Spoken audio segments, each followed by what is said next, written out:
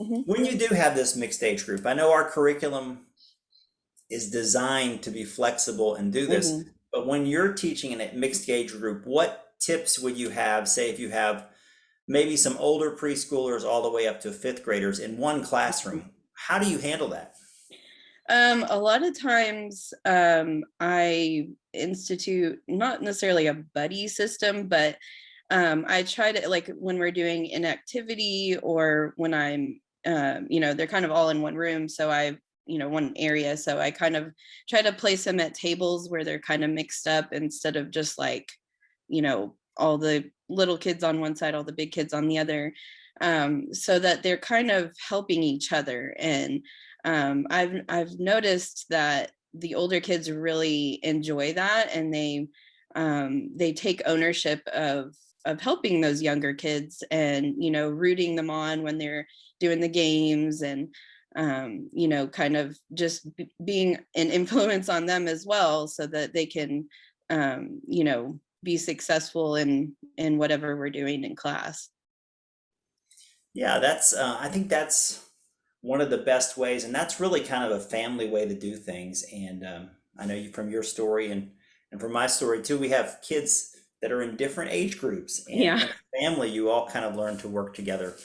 Um, yeah, so that's pretty cool. Let me see Hmm. what else I've got here on questions. Um, what about Bible translation? What Bible translation are you using in your curriculum? I use the NIV mostly. That's pretty standard for me. That's, I feel like, a good translation without being like watered down or anything. Hmm. Yeah, and one thing we do is, and I'll show you, well, you see from the memory verse posters, I've been trying to leave a blank template in there because I know some folks, depending on your kind of church, some churches are, it's part of their church charter to use a certain translation, Right, yeah. yeah, like the King James. So I try to make it flexible for them because, in terms of the lesson plan, you're just going to read the Bible verse out of your Bible. So Right, yeah. that's not going to affect you so much. And the Right. same with your memory verse. If you have your memory verse and you're reading it out of your Bible, the thing that may affect people is when they try to use some of our posters from the curriculum. Right. But I'm doing a better job to include an editable poster.